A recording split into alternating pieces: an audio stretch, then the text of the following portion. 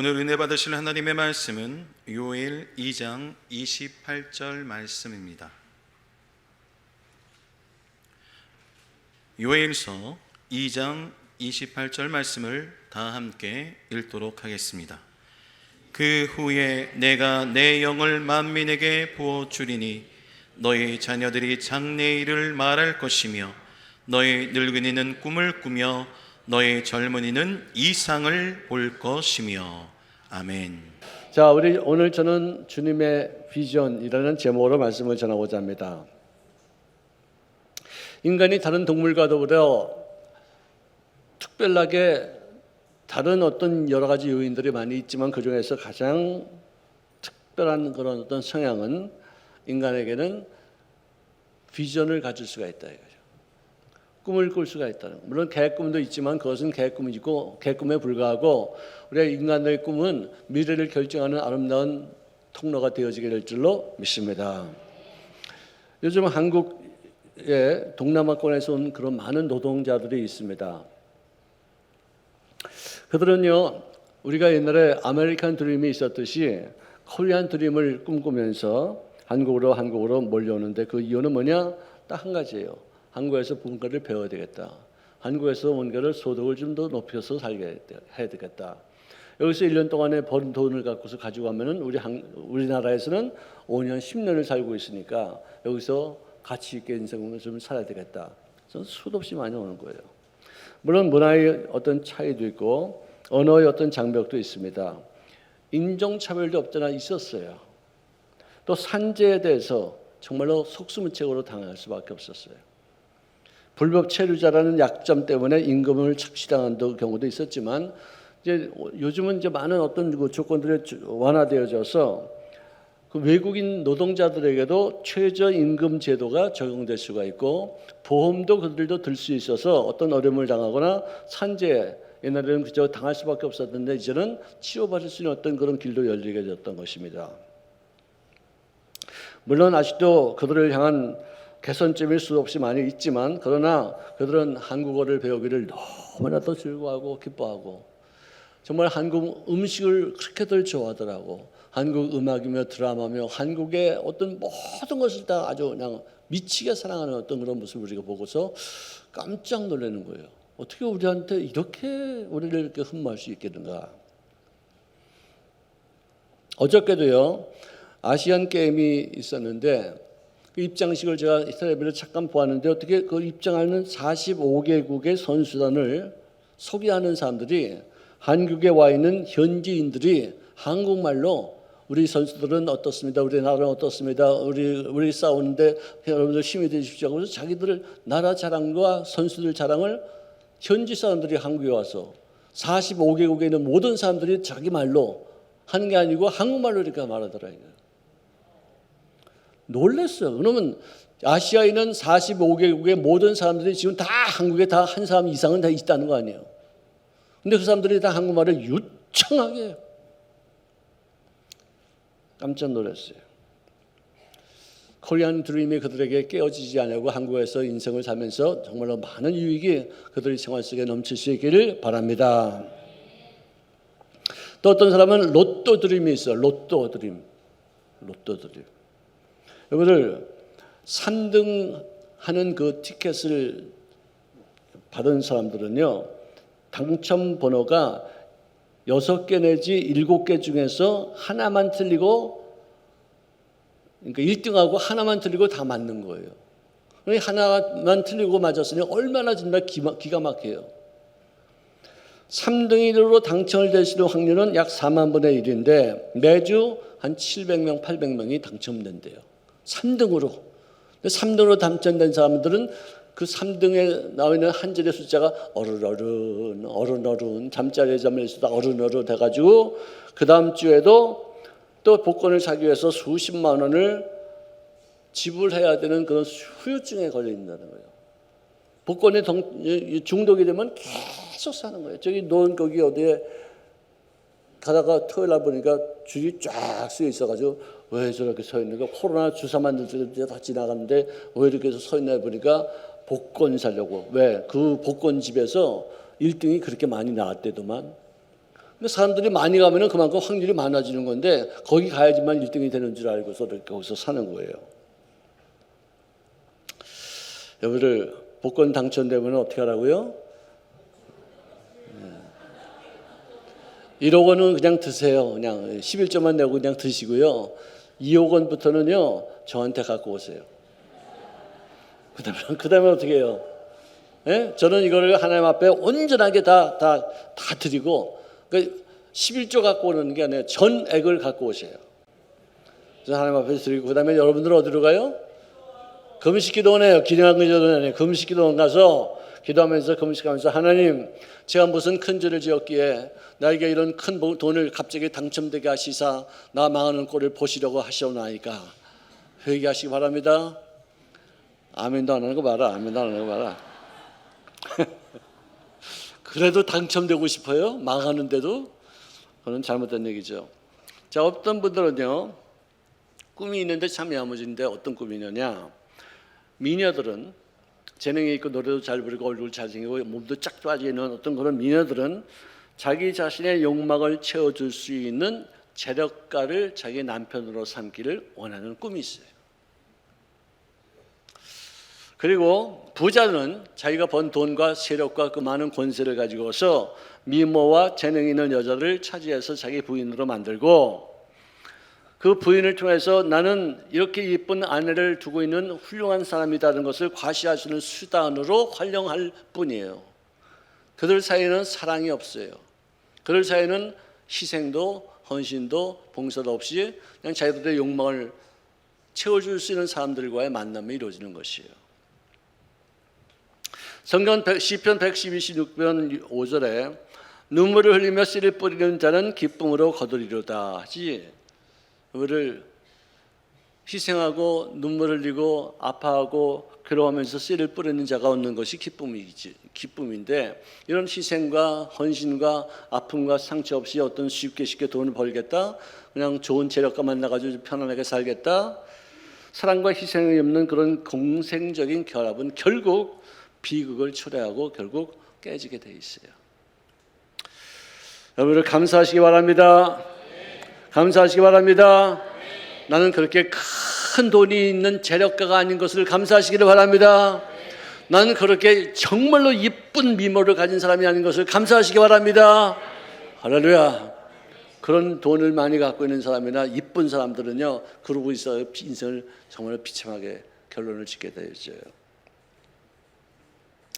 인간적인 야망도 많은 업적을 이루는데 그 업적은 도덕성이 없이 드는 패가망신할 때가 참 많이 있습니다.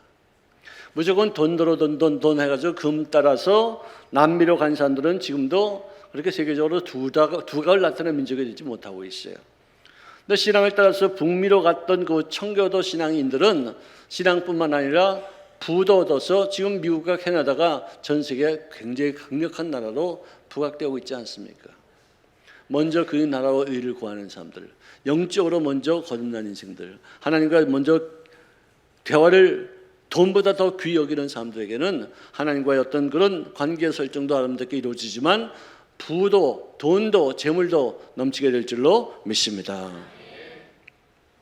자, 그래서 잠언서 29장 18절에 보니까 묵시가 없으면 백성이 방자히 행한다라고 말했는데, 이 말씀이 무슨 말인가요? 어렵게 말을 했어요. 근데 원어를 보면은 비전이 없는 백성에게는 망하는 길만 선택하여 결국은 쫄딱 망한다, 그 뜻이에요. 비전이 없다, 꿈이 없다, 목표가 없다, 인생의 어떤 삶의 의미가 어디 있다, 없다, 이것은요 살아있으나 죽은 존재이고 사람으로 살고 있지만 짐승과 같은 존재하고 다른 바가 없어요. 하나님께 주시는 환상, 하나님께 주시는 희생과 꿈과 비전은 반드시 희생하고 봉사하고 남을 위해서 헌신하면서 그 뜻을 이루어나갈 때 그것을 우리들의 생활 속에 유익으로 하나님이 갚아주신다는 것을 말씀해 주고 있어요. 맨 처음에는 모든 일들을 내 의지로, 내 꿈으로, 내 개인적인 어떤 그 야망이 있고 욕심이 있어서 꿈을 꾸기 시작하지만 하나님께서는 택한 백성들에게는 그 꿈 갖고는 망하겠다 싶어서 망하게 할 때가 있어요. 그 꿈 갖고는 실패하게 만들어요. 근데 그 실패 속에서 하나님의 택한 백성들, 하나님께서 예정된 어떤 그런 주의 자녀들은 그 실패와 아픔과 슬픔과 실패 속에서 새로운 눈이 열림받아 하나님의 꿈에 대해서 관심을 갖게 될 줄로 믿습니다. 그래서 너희 자녀들의 장래를 말할 것이며 너희 늙은이들의 꿈을 꾸며 너희 젊은이들의 이상을 보게 되는 그 이유는 뭐냐? 내가 성령으로 너에게 임하면 너희들은 이제부터는 인간적인 꿈을 벗어버리고 하나님의 꿈을 보게 되어지며 그 다음에 내일을 볼 수 있는 통찰력이 생기게 되어져서 내일을 우리가 볼 수 있고 내일을 우리가 예측할 수 있다면 잘 될 수밖에 없는 거예요. 정말 신기해요. 예수 믿기 전에는 그저 앞에 있는 것만 주시려고 들었는데 예수 믿고 나면은 꿈이 시야가 내일, 모레 그리고 내년, 후년까지 이렇게 쭉 펼쳐져요. 참 신기해요. 저보다 또 그랬었어요.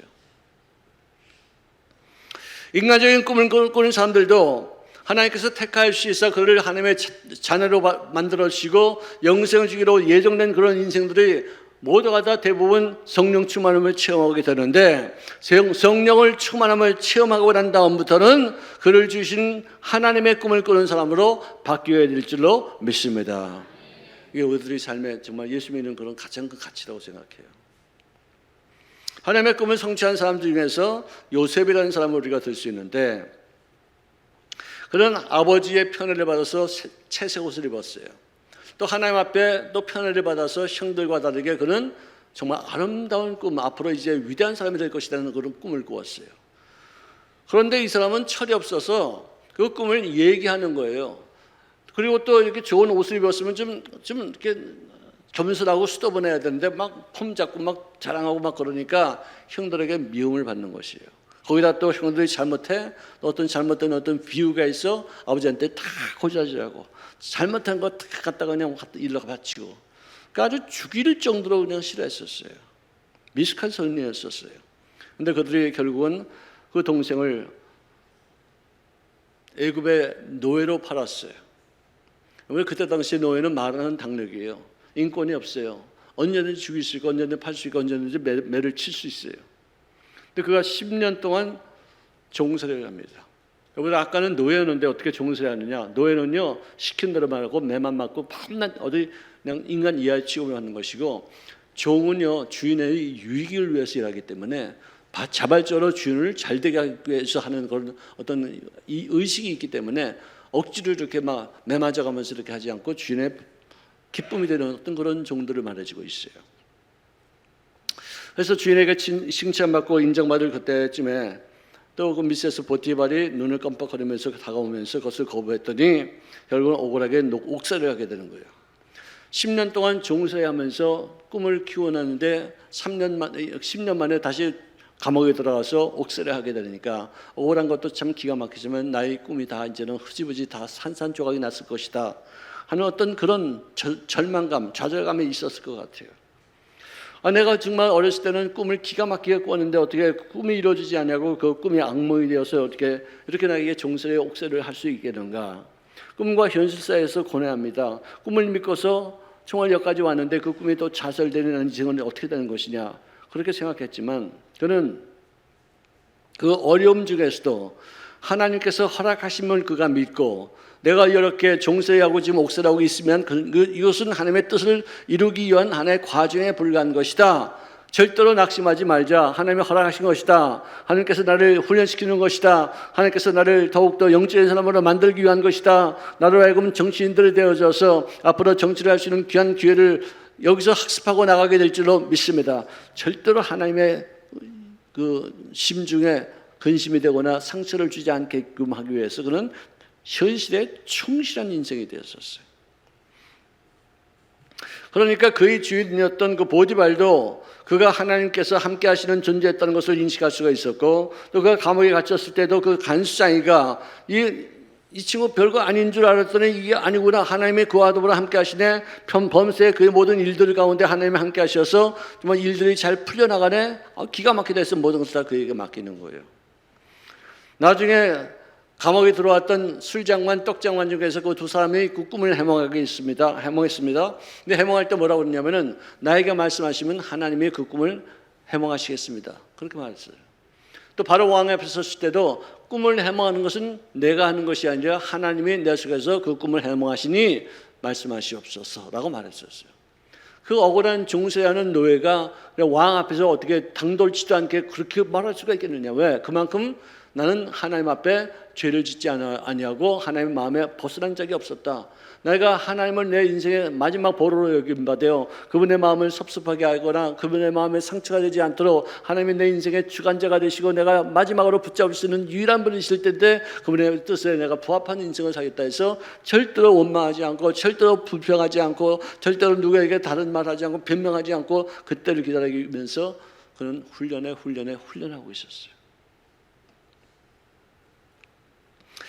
자, 그가 이제 국무총리가 되어서 나라를 다스리는 자가 되었습니다. 7년 동안의 풍년이 지나서 이제는 2년 동안의 흉년이 있는데 그때 가나안 땅에 살고 있던 그의 아버지 야곱이 그 기근을 피해서 애굽으로 이주했을 때 자기 아들 11번째 아들을 만나게 되는 것이에요.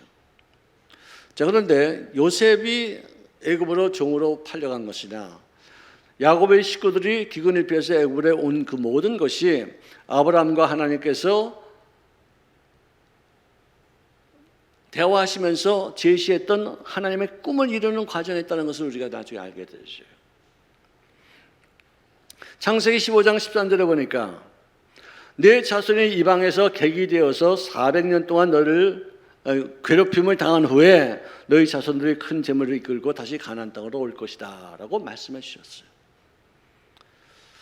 그러고 나서 요셉이 이제 죽어가면서 그래서 그들이 이제 애굽 땅에 오게 됐는데 요셉이 죽으면서 남긴 마지막 유언 중에 하는 말씀이 이제 앞으로 우리 민족들은 출애굽하여서 언젠가는 가나안 땅으로 돌아갈 텐데 그때 잊지 말고 나의 이 뼈를 메우고서 다시 그 고향 땅에 가서 거기다 묻어달라는 마지막 유언을 하는 거예요. 그러니까 그들은 하나님의 꿈에 젖어 있는 거예요. 하나님의 약속하신 것을 다 이루고자 하는 어떤 그런 마음이 있는 거예요. 하나님의 계획이 이런 것이 있으니까 여기에 맞춰서 우리가 살아야 되겠다. 어떤 일이든지 하나님의 하신 말씀은 일지말도 변함이 없었기 때문에 우리는 여기에 맞춰 살겠다면서 인간의 꿈보다도 하나님의 꿈을 중시하는 그런 삶을 살게 되었었어요. 모세도 그가 나이가 40세가 되었을 때 어머니한테 받은 그 어릴 때부터 받은 그 교육은 너는 이스라엘 사람이야, 유대인이야. 너는 언젠가는 출애굽해야 돼. 이 민족을 구원하는 데 앞장서는 그런 지도자 역할을 감당하는 그런 세뇌적으로 그냥 교육을 받았어요. 근데 그가 40세가 돼서 바깥으로 나갔을 때 보니까 어떤 애굽인이 자기 동족을 치는데 너무 무자비하게 치니까 야, 너 왜 우리 동족을 치느냐? 우리 동족은 노예지만 그렇게 너한테 그렇게 뭐 인간이야 취급받을 수는 없어 하면서 그 사람을 어떻게 탁 쳤는데 어떻게 그때 살기가 있었는지 그 주먹으로 인해서 한 방에 그 사람이 죽었어요. 그래서 그 죽은 것을 갖다 땅에다 묻고서 쉬쉬하고서 있는데 그 다음날 이제 내가 나가면서 모세가 생각한 것은 나는 이제 민족주의자가 되어져서 이 백성들을 구원하는 그 길에 앞장서겠다. 내가 이제 어저께 애굽 사람 쳐 죽이는 것을 누가 봤으니까 그것이 소문이 나서 이제는 내가 유대인이 되어져서 그들을 구원할 수 있는 어떤 그들의 편이 되어서 그들을 구원할 수 있는 어떤 그 일을 앞장설 것이다 싶어서 자기를 옹호해주고 자기를 따라줄 줄 알았었어요. 그 다음날 나갔더니 아니 이번에는 동족끼리 싸우는데 보니까 한 놈이 어저께 애굽 사람한테 맞던 그 사람이 거기서 싸우거든. 너 왜 그러냐? 싸우지 말자. 우리는 힘을 연합할 때다. 우리가 독립을 위해서 우리가 나가야 될 텐데 나누면 안 된다. 다투지 말라. 내가 가보니까 너 잘못했어. 그렇게 하면 안 돼. 우리를 노예의 근성은요. 잘못을 지적당할 때 그것을 고치지 않아요. 왜 노예는요. 인격이 없기 때문에 잘못을 시인하면은 매를 칠 수 있고 어디 딴 데 보낼 수 있고 팔아버릴 수도 있고 죽일 수 있어요. 노예들은 늘 불평해요. 늘 변명해요. 누구한테 잘못을 탓해요. 내가 안 그랬다고 거짓말해요. 이게 노예의 근성이에요. 하나님께서 이스라엘 백성들을 430년 동안 종살이하고 노예 생활하게 한 그 이유는 뭐냐? 내가 너희들을 전 세계 제일 으뜸가는 민족으로 만들려고 하는데 이 과정이 꼭 필요하다는 것이에요. 430년 동안 너희들이 노예 근성으로 종살이하면서 정말로 그 뼛속까지 스며든 그런 노예 그 정신, 이 슬레이브 멘탈리티, 이 정말 아주 그런 근성으로 살았던 것을 너희들이 체험하지 않았냐? 역사적으로 너희들이 경험한 거 아니냐? 그러므로 너희들이 세상에서 으뜸가는 민족이 되려면은 너희들이 포로 생활하면서 노예 생활하면서 얻었던 그런 근성, 그런 생각들을 완전히 다 배격시키고 나야지만 너희들은 전 세계에서 으뜸가는 민족이 된다는 것이에요. 이것만큼은 하지 말아라. 너의 근성의 생각만큼은 너희들의 생활 속에서 완전히 다 씨를 다 말려서 받아 버려버려라 이거예요. 우리 한국도요 500년 동안 공자왈 맹자왈 하면서 우리 마음속에 스며든 그런 의식이 뭐냐? 노예 근성으로 꽉 차 있었어요. 노예는요 감사할 줄 몰라요. 원망하기만 해요. 불평하기만 해요. 미래가 없어요. 꿈도 못 꿔요. 기뻐할 일이 없어요. 애를 낳아도 그 아이도 또 노예가 되기 때문에 즐거워하지 않아요.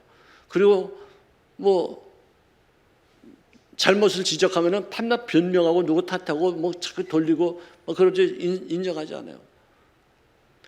여러분들 교회 안에서도 내가 어떤 설교를 하면은요, 내가 잘못했다고 해서 고치는 사람도 있지만 보통 누가 또 이런 설교를 하게 만들었지? 누가 또 내 일을 갖다 고쳐드렸지? 이러면서 반발해요.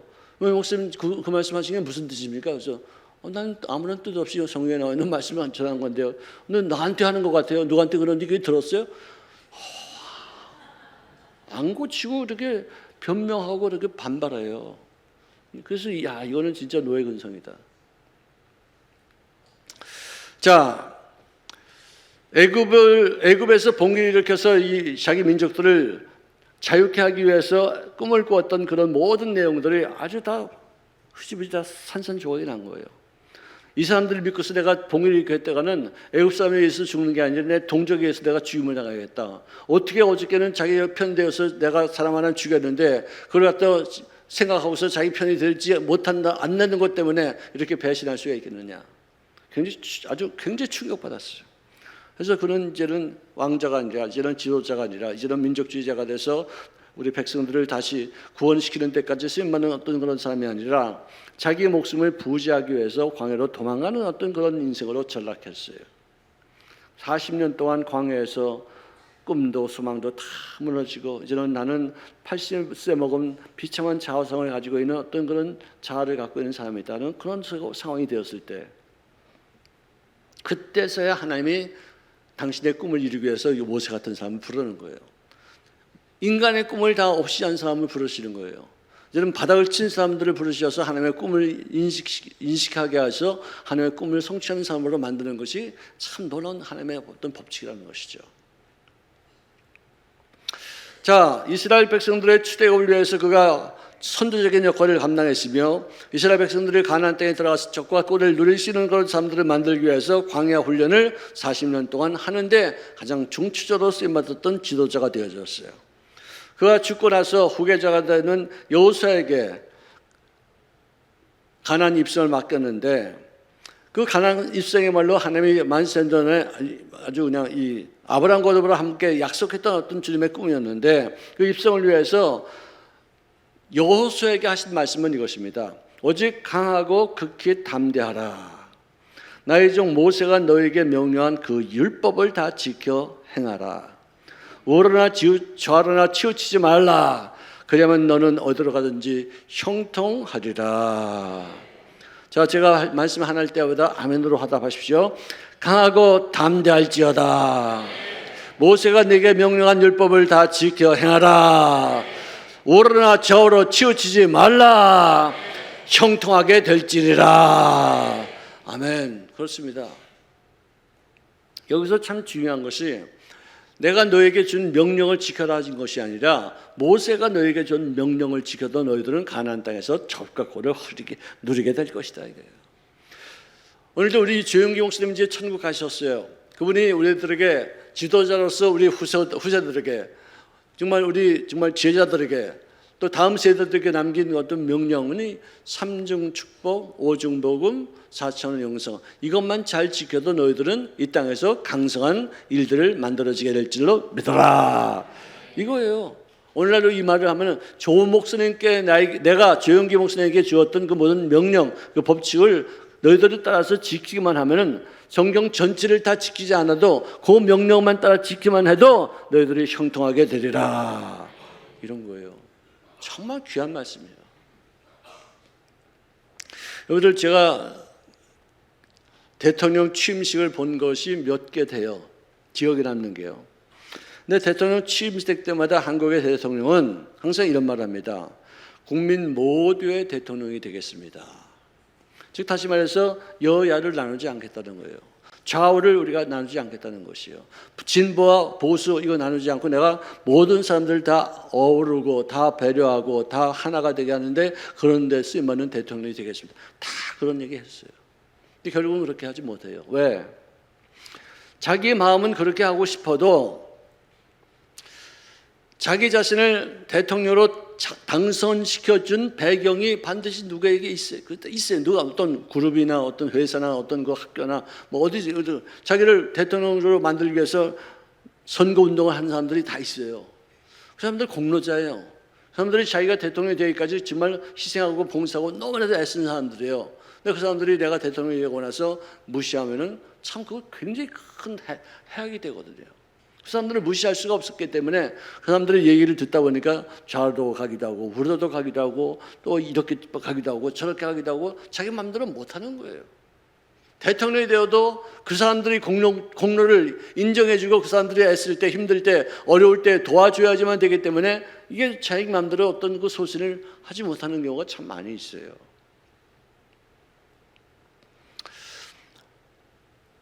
우리 조영기 목사님께서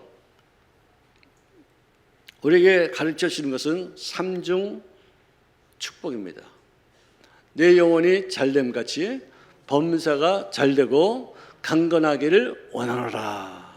이것은 하나님이 우리를 만드시고 우리가 어떤 삶을 살아야 될 것인가에 대한 주님의 꿈이에요. 내 영혼이 잘되고 범사가 잘되고 그다음에 건강한 거, 마음도 건강, 몸도 건강한 것은 나를 만드시고 내가 이렇게 살았으면 좋겠다는 주님의 꿈이에요. 아멘. 주님이 나를 만드시는 목적이에요. 하나님의 계획이 그것이 다 모든 것이 다 그렇게 되기를 원하는 어떤 그분의 정말 소원이에요. 자, 그런데 이 삼중 축복이 이루어질 수 있는 어떤 그런 적용 범위가 뭐냐? 너는 죄에서 용서함 받아야 된다 이거예요. 예? 영혼이 잘돼같이 범사가 잘되고 건강하려면 죄에서 용서하시는 예수님의 피를 의지하고 그분이 너를 대신해서 십자가에서 못 박히신 그 공로를 인정할지니라. 그 뜻이에요. 그 다음에는 성령의 충만함을 받아서 능력 있는 사람이 될지어다. 항상 소심하고 항상 끌려다니고 어떤 죄를 대해서 항거하지 못하고 또다시 죄를 짓고 낙심하고 죄책감에 시달리는 어떤 그런 사람이 되지 말고 성령에 충만해서 죄를 이기고 마귀와의 싸움에서 승리하고 어떤 상황에도 우리가 긍정적인 생각을 함을 통해서 어떤 환경을 이겨나가는 사람이 될지어다. 능력 있는 사람이 되라 이거예요. 그리고 전파하는 사람이 되라 이거예요. 성령은 능력이에요. 아멘. 그 다음에는 내가 너희를 위해서 십자가에 못 박히기 전에 채찍에 맞음으로 내 살을 찢기고 피를 흘렸으니 내가 채찍에 맞음으로 너희는 나음을 받았느니라. 건강해지게 될지어다. 마음도 쾌적하니 가뿐하게 살 것이며 몸도 어디에 눌리지 않고 항상 건강한 상태를 유지하게 될지어다. 아멘. 그 다음에는 성령에 복 받을지어다. 여기서 말하는 복은 정신적인 복도 아니고 영적인 복도 아니고 재물이에요. 돈이에요. 물질적인 복이에요. 내가 가난하게 되심으로 너는 부자가 될지어다.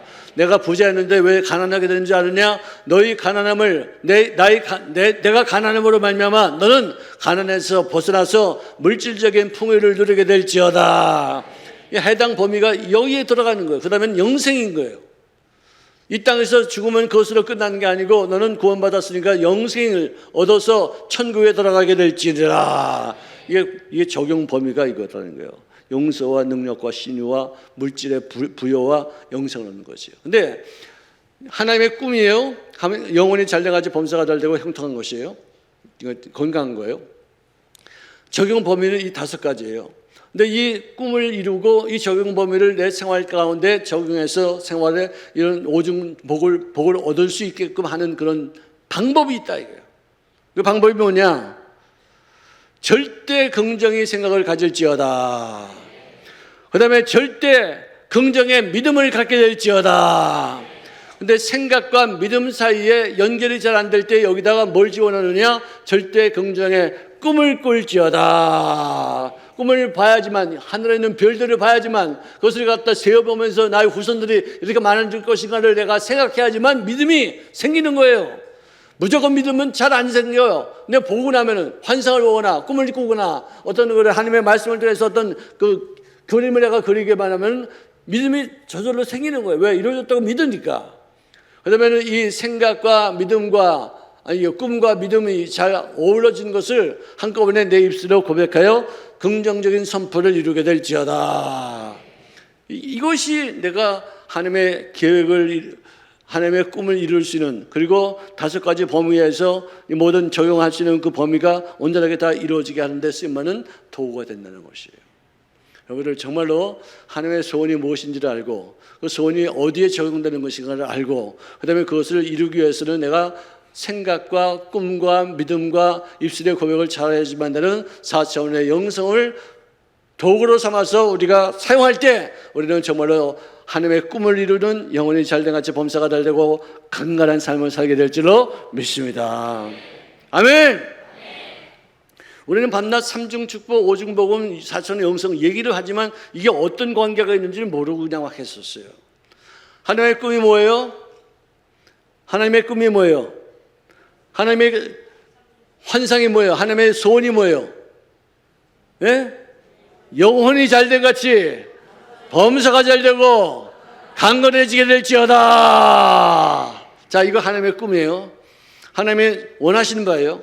이 목적을 위해서 우리를 만드셨어요. 이 목적 때문에 우리를 택하셨어요. 아멘. 근데 이것을, 이 3가지를 이루기 위해서 어떤 적용할 수 있는 범위가 어디 있느냐? 죄 용서함과 성령의 충만함으로 받는 능력과 하나님이 우리를 위해서 치료자가 되어주신 줄로 믿습니다. 그리고 나는 물질의 복을 받은 줄로 믿습니다. 영생을 얻은 줄로 믿습니다. 이게 적용문이에요. 이걸 이루기 위해서 영생을 얻기 위해서 영생도 상상을 해야 돼. 내가 주님의 십자가에 못 박으로 죽으심으로 나는 부활했다. 나는 영생이다. 나는 천국에 간다. 예수님과 더불어 함께 있는다. 그분의 지어놓으시는 그 맨신에 나는 입성한다. 거기는 보화가 있고 거기는 정말로 아름다운 어떤 보석들로 꽉 있다. 거기는 대로도 큰 길도 금으로 깔아놨다. 아스팔트가 아니고 금으로 쫙 깔렸다. 상상하는 거예요. 아멘. 이게 4차원의 영성이에요. 입술로 고백하는 거예요. 아멘. 여러분들 정말로 복되게 하시는 하나님의 꿈이 우리들의 생활을 통해서 이루어질 수 있기를 주의 이름으로 축원합니다. 여러분들 노벨상 수상의 40%는 인구, 세계 인구 800분의 1의 유대인들이 받은 거예요. 그러니까 800 곱하기 40 나누기 1 해보세요. 아니다. 1 나누기 800 곱하기 40 32,000분의 1. 그 정도의 어떤 그런 확률로 이 사람들이 받은 건 얼마나 많아. 아니 전 세계 인구의 800분의 1이 되는 어떤 그 조그만 인구가 노벨상에 거의 반 정도를 받았다면 기가 막힌 민족이죠. 그들이 우리보다 머리가 좋은 게 아니에요. 우리보다 머리가 좋은 게 아니에요. 그들이 IQ가 100이에요. 우리는 106이에요. 어떻게 할래? 근데 그 사람들은요, 적은 IQ는 높지 않지만 생활과 생각을 노예 근성에서 벗어난 사람들이에요. 노예 근성으로 생각을 절대로 안 해요. 항상 감사하고 항상 기뻐하고 항상 뇌를 찬송하고 하나님 앞에 감사하고 그리고 서로 화합하고 서로 용서하고 서로 풀어주고 이게 진짜 천국 같은 인생을 살아요. 지금도요. 사람들이. 어떤 어려워도 우리는 큰일 났다 누구 탓하고 원망하고 그러는데 그 사람들은 이 어려움을 어떻게 극복할까? 이거는 좋은 기회야. 이것 때문에 더 좋아지고 이렇게 생각해요. 누구 탓하지 않아. 원망하지 않아. 그런 생각은 우리가 그들은 4,000년 동안 훈련해서 받은 건데 우리가 뭐 100년 만에 이게 되겠습니까만은 그래도 그런 것이 있다는 것만 알면은 우리는 정말로 이 땅에 사는 동안에 정말 급속도로 세계의 어떤 사람들이 부러워하는 그런 나라가 될 줄로 믿습니다. 교회 건축이 왜 힘드냐? 사탄의 방해가 있기 때문에요. 교회 건축이라는 것은 뭐냐? 우리 후손들을 마귀에게 빼앗기지 않겠다는 그런 선전포고가 교회 건축이에요. 내가 만나는 사람들이 귀신에게 잡혀서 지옥으로 가지 않게 하겠다라고 선전포고하는 것이 그게 전도예요. 그러니까 마귀가 가만히 있겠어요? 어떻게든지 악착같이 우리를 회방하고 못하게 만들죠. 예상되는 난자가 있습니다. 그것은 당연한 것이에요. 아니 세상 일도 쉽게 되는 일이 어디 있어요? 다 어렵고 고비를 넘어야 되고 힘들고 모함도 받고 남들에게 오해도 받으면서 그걸 하나씩 이렇게 하면서 그걸 넘어가는 게 세상의 일인데 교회 일은 마귀까지 덤벼드니까 더 힘들어요. 더 고단이 있어. 당연한 거예요. 있다라고 여겨야 돼요. 있으니까 내가 극복하면 된다. 이거 우리 힘으로 안 되니까 기도해야 된다. 이러면서 하는 게 건축이고 교회예요. 뭐가 어떻고 저쩌고 그래서 그냥 아주 생각도 안 하고 못한다고 그러고 왜 파냐고 그러고 큰일 난다고 그러고 그래서 내가 진짜 기가 막히네. 아니 팔면은 하나님께서 질 수 있는 어떤 그런 기회를 주시니까 파는 거지 가만히만 있고 그럼 가만히 있으면 어떻게 해요?